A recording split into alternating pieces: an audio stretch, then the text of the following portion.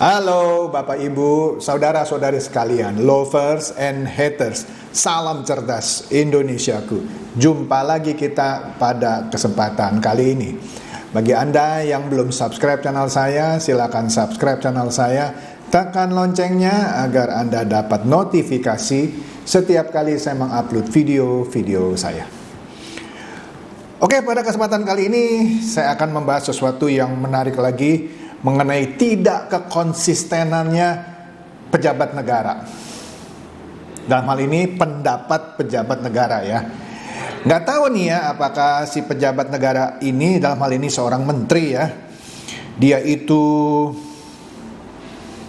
dibohongi atau apa, saya nggak tahu deh ya. Tapi rekam jejak digitalnya ini amazing sekali. Mengagumkan gitulah ya. Oke lah, kita lihat ini berita ya dari Kompas ini tahun lalu 30 Mei, satu tahun lebih beberapa 2 minggu lah ya, 30 Mei tahun 2022. Kompas memberitakan mengenai MotoGP Mandalika. Di sini dikatakan MotoGP Mandalika sumbang 4,5 triliun, lampaui target. Kalau Anda baca judulnya saja ya, sumbang 4,5 triliun. Wih, ada yang penyumbang dong ya. Lampaui target. Kalau sesuatu targetnya terlampaui, suatu event gitu ya, pasti untung dong. Kan udah mendapat sumbangan gitu ya, entah sumbangan sponsor atau jualan tiket 4,5 triliun, lampaui target. Nah, beritanya bilang apa di sini? Gelaran event balap motor internasional Pertamina Grand Prix ya atau MotoGP Mandalika yang dihelat pada 18 sampai 20 Maret tahun 2022 ternyata menyumbang nominal yang fantastis bagi Indonesia sebesar 4,5 triliun. 4,5 triliun nih ya, catat ya, menyumbang nominal yang fantastis 4,5 triliun. Informasi itu disampaikan Menteri Pariwisata dan Ekonomi Kreatif Menparekraf Sandiaga Uno. Angka tersebut jauh melebihi target yang diperkirakan oleh pemerintah, yaitu 700 sampai 800 miliar. Artinya pemerintah itu hanya menargetkan dapat 700 sampai 800 miliar saja, tetapi yang didapat 4,5 triliun. Luar binasa ini. Benar-benar luar binasa. Ditarget cuma 700 sampai 800 miliar, dapatnya 4,5 triliun, melampaui target. Untung dong. Untung, harus dong. Orang target cuma 700-800 miliar, dapatnya 4,5 triliun. Nah, MotoGP juga memberikan nilai tambah kepada Indonesia ya tadi yang 4,5 triliun ya, melebihi target ya yang diperkirakan atau yang ditargetkan ya. Wes, mantap. Selain itu ada multiplier efek ikutan lah sebutan gitu ya di bidang ekonomi selama event itu berlangsung katanya ya. Nah, kontribusi MotoGP ini terhadap kenaikan pendapatan domestik regional sekitar daerah situ di Nusa Tenggara Barat itu sebesar 146% year on year. Wih ya. Kemudian dari sektor penyediaan makanan dan minuman sebesar 1,04% dan transportasi 0,74% kata Sandiaga Uno. Kemudian sedangkan dampak secara nasional terjadi peningkatan lapangan usaha yang didominasi oleh sektor parekraf, yaitu apa? Akomodasi, makanan, dan minuman sebesar 22,29%. Jadi efek-efek ikutannya gitu ya, efek dominonya gitu ya.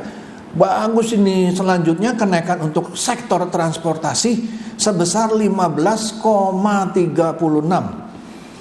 secara nasional nih. Wih, mantap ya. Nah, di sini ada yang dalam warna biru, Kemenparekraf bilang 75,8% penonton puas dengan MotoGP Mandalika 2022. Mantap, berarti sukses dong. Oke. Penumpang yang datang ke NTB naik signifikan. Jadi penumpang yang datang ke NTB dari daerah mana-mana gitu ya, naik signifikan. Melalui angkutan udara pasti paling tinggi 94,81%. Melalui angkutan laut ya juga naik 74,91.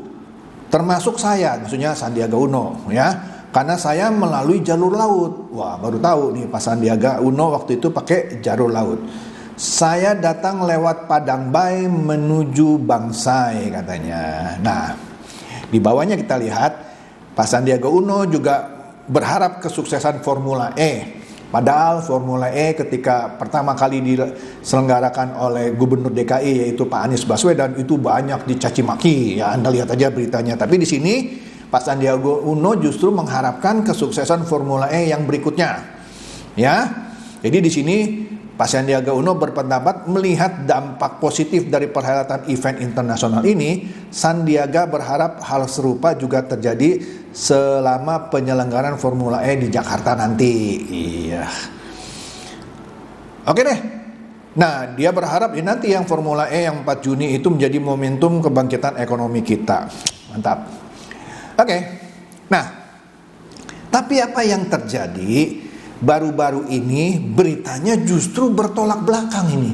Nggak tahu Kompasnya yang salah ngutip, atau menterinya yang salah ngomong, atau menterinya dibohongin. Nggak tahu saya.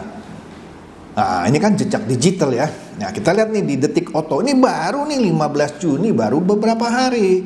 Ya, sirkuit Mandalika mau coret WSBK. Nah, ntar kita lihat apa itu WSBK. Ternyata bikin rugi. Wih, tadi katanya untung. Oh, tapi itu MotoGP. Oh, kita lihat WSBK dulu nih ya. Nah, ini menarik nih ya, karena di sini dikatakan WSBK itu singkatan dari World Superbike. World Superbike. Wish. Katanya ini World Superbike atau WSBK bakal dihapus dari kalender di sirkuit Mandalika. Karena balapan motor itu justru merugikan. Ya. Nah, sirkuit Mandalika sudah 2 kali digunakan untuk menggelar ajang balap motor dunia sekelas WSBK. Nah, tapi sayangnya tidak membuat perusahaan pengelola sirkuit Mandalika ini untung, malah rugi karena menyelenggarakan WSBK. Itu WSBK Pak, MotoGP tadi untung. Ntar kita lihat ada lagi beritanya mengenai MotoGP. Nah, untuk memulihkan kondisi merugi itu, holding BUMN Industri Aviasi dan Pariwisata Indonesia, Injourney, berencana untuk menghapus WSBK dalam kalender balap di Mandalika. Wih, mau dihapus. Oke. Apalagi nih. Nah, kemudian beritanya juga berkata kerugian terbesar itu dari WSBK, bukan dari MotoGP. Oh, MotoGP tadi untung kan ya, 4,5 triliun sumbangannya dari target 700 sampai 800 miliar ya. Oke. MotoGP katanya ya, biaya operasional tertutup kata, tetapi WSBK ini rugi. Kata Direktur Utama Injourney, Doni Oscar ya, dalam rapat dengar pendapat dengan Komisi 6 DPR. Loh, sampai dengar pendapat lu sama Komisi DPR, kayaknya penting banget ini Mandalika ya. Doni juga belak-belakan menyebut bahwa ajang WSBK tidak menarik. Dengan demikian sulit mendapatkan sponsor untuk menutup kerugian. Nah, di sini menariknya Doni, bilangnya bertentangan lagi nih, ya. Tadi dia bilang MotoGP bisa ditutup biaya operasional. Tapi di sini dia bicaranya agak beda nih, bukan agak beda-beda dia bilang. Tak cuma WSBK, penyelenggaraan MotoGP juga membuat pengelolanya ini merugi. Tapi MotoGP ini dianggap lebih menarik sehingga masih ada sponsor yang mau berdatangan sehingga kerugian bisa tertutup. Jadi sekarang bilang penyelenggaraan MotoGP juga membuat merugi, meskipun kerugiannya bisa tertutup karena ada sponsor. Tapi tadi berita di awal dari tahun lalu, dari target 700 sampai 800 miliar dapat sumbangan 4,5 triliun kata Pak Sandi. Yang benar siapa ini? Atau yang bohong siapa? Oke deh.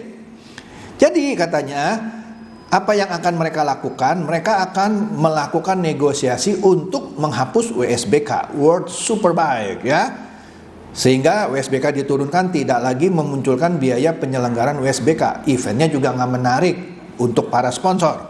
Nah, memang event WSBK sendiri diharapkan bisa menarik perhatian wisatawan domestik, ya. Nah, tetapi kenyataannya tidak seperti itu. Wash. Gawat ya.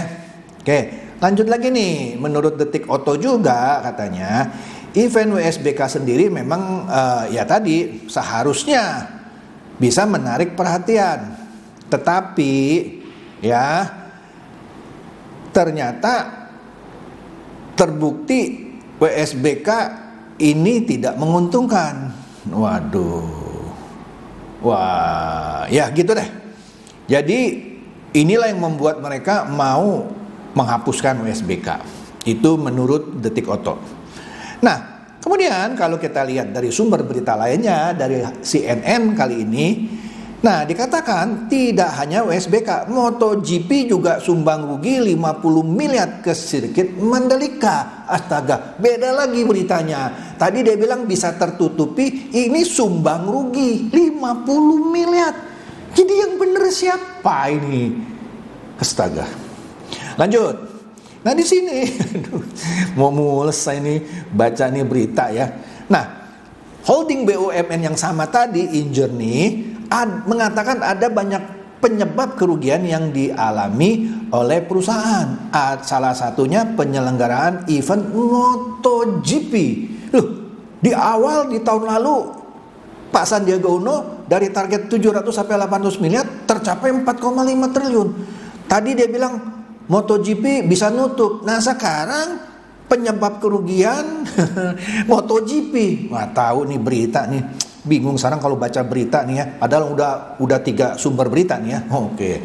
Ya ini di CNN Direktur Utama Injourney ini yang Doni Oskaria tadi, kerugian sirkuit Mandalika dari penyelenggaraan event MotoGP mencapai 50 miliar. Pusing dah ya. Karena pengeluaran acara lebih besar dibanding pemasukan. Padahal tadi pemasukannya dapat sumbangan 4,5 triliun dari target 700 sampai 800 miliar. Untung dong. Kok bisa bilang rugi 50 miliar? Waduh. Meskipun demikian, karena cukup menarik sponsor, gelaran balap MotoGP ini tetap akan dilaksanakan. Tapi untung baru ini. Itu 4,5 triliun uang apa Pak Sandi? Oke, waduh, saya bingung kalau baca berita dewasa ini gitu ya. Nah, oke, di sini dia bilang dari MotoGP rugi 50 miliar, tapi kerugian terbesar dari menyelenggarakan WSBK, kerugiannya mencapai 100 miliar. Astaga. Jadi WSBK ini mau ditiadakan. Iyalah, bukan urusan saya juga kalau mau ditiadakan ya. Menurut Doni ini juga Direktur Utama Injourney ya, kalau penyelenggaraan WSBK dihilangkan maka bisa membantu menurunkan beban perusahaan. Ya logis juga ya, karena nggak ada yang berminat untuk pasang sponsor, penontonnya juga sedikit. Ya logis kalau WSBK itu dihilangkan ya, sehingga kerugian yang ditimbulkan tidak makin besar setiap tahunnya. Kalau WSBK itu terus diselenggarakan tiap tahun ya. Oke deh, inilah resikonya ya. Kemudian kita lihat lagi berita dari Republika yang kira-kira isinya sama, bahwa WSBK Mandalika rugi 100 miliar ya, sehingga Gubernur NTB angkat bicara. Wah, sama nih, masing sama nih ya. Nah, dia bilang betul Gubernur Nusa Tenggara Barat yaitu Pak Zulkifli Firmansyah menanggapi rencana dihapusnya perhelatan World Superbike di sirkuit Mandalika yang menyebabkan kerugian 100 miliar tadi. Nah, orang nomor 1 NTB itu meminta Indonesia Tourism Development Corporation atau ITDC dan Mandalika Grand Prix Association atau MGPA untuk tidak melihat soal untung rugi dari penyelenggaraan sebuah event. Ini menarik loh. Pernyataan seorang gubernur Nusa Tenggara Barat bilang, udahlah selenggarakan kira-kira, nggak usah lihat untung atau rugi, ya. Nah, mestinya ya dari awal teman-teman ini sadar kalau dilihat event penyelenggaraan pasti rugi. Tapi keseluruhan dampaknya juga mesti dihitung. Mungkin ada dampak peningkatan pariwisata ya, walaupun nggak banyak lah ya. Nah ini loh kata seorang gubernur Nusa Tenggara Barat. Waduh. Oke, jadi masing-masing punya kepentingan ya. Jadi Pak Gubernur ini tidak sependapat kalau WSBK ini dihapus karena menurutnya keberadaan event WSBK maupun MotoGP di Mandalika sangat dirasakan dampaknya bagi daerah dan masyarakat. Ya rugi nggak apa-apa dah, tapi dampaknya buat masyarakat bagus, kira-kira begitu ya. Ya gubernurnya sih senang aja karena tidak pusing soal duitnya, tetapi injerninya berdarah-darah yang lalu aja rugi 100 miliar gitu ya. Kalau awal-awal pasti rugi lah ya, nah, tapi kalau belakangan ya mudah-mudahan untung, gitu kali maksudnya ya. Nah, kan di sini seakan-akan menimbulkan kesan bahwa WSBK kalau mau dihapus, kok gitu MotoGP juga nggak usah dong ya, supaya mereka konsentrasi di Bali aja karena uangnya banyak. Wah nggak ngerti lah apa ini. Astaga. Jadi Pak Gubernur ini yang juga kebetulan mantan anggota DPR RI mengatakan tidak ingin perhelatan WSBK yang meskipun rugi yang 100 miliar tadi ya, dan MotoGP dilihat dari sisi bisnis katanya ya, tetapi harus juga dilihat dari dampak secara luas atas kegiatan tersebut ya. Kalau kita lihat semata eventnya saja nggak bakal untung lah. Kalau nggak bakal untung ya bener juga, ngapain diselenggarakan ya, nggak tahu deh. Mantap ya. Coba lihat di sisi yang lain, mungkin eventnya itu rugi tapi hotel untung katanya. Ya, UMKM tumbuh. Nah itu mau rugi biarin, kira-kira begitu kan, lucu juga ya. Aduh. Nah harus diingat, pembangunan sirkuit Mandalika ini kan dorongan dari Presiden Jokowi. Aduh mantap deh ya. Oke deh, mantap ya. Jadi ini harus dimaknai langkah awal saja, rugi nggak apa-apa. Oke ya. Jadi dengan demikian dia minta supaya tidak setengah hati untuk tetap menyelenggarakan kegiatan ini, WSBK maupun MotoGP ya. Padahal di sini ada satu badan usahanya yang tadi Injerni ya, yang berdarah-darah rugi ya. Oke. Nah, kita lihat ini berita terakhir nih. Inilah.com. Bukan hoax. Juragan sirkuit Mandalika terlilit hutang 4,5 triliun.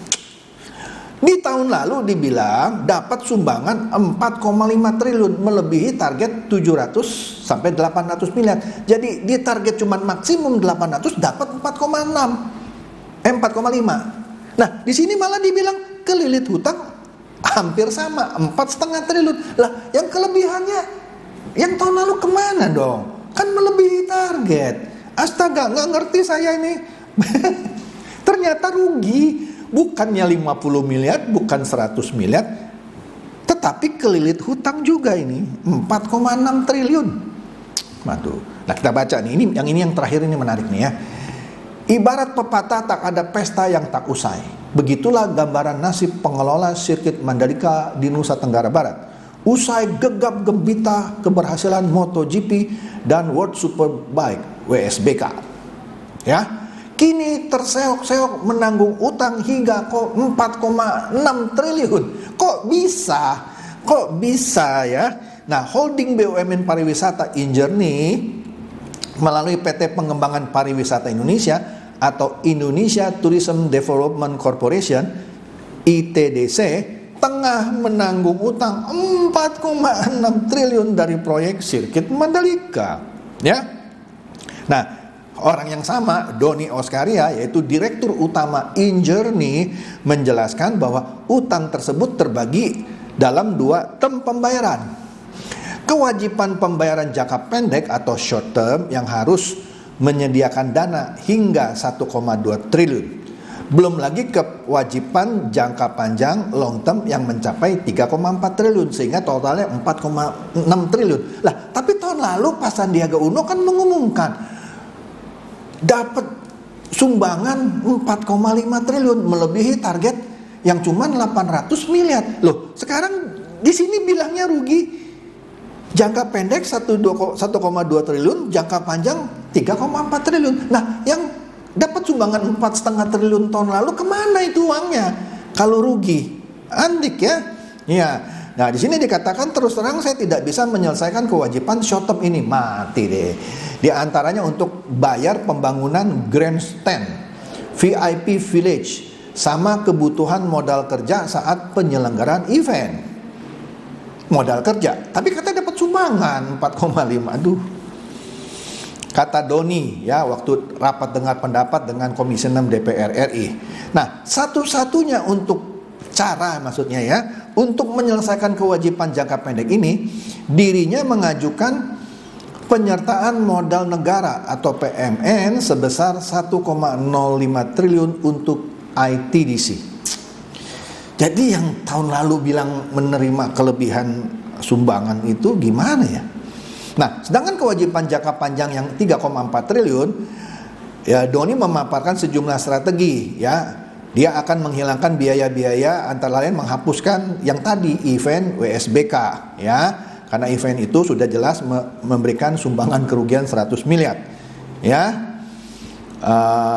Dan sirkuitnya juga akan diaktifkan untuk ajang internasional lainnya, bukan hanya WSBK dan MotoGP ya, dan akan mengundang swasta untuk ikut berinvestasi di lahan sekitar sirkuit Mandalika ya.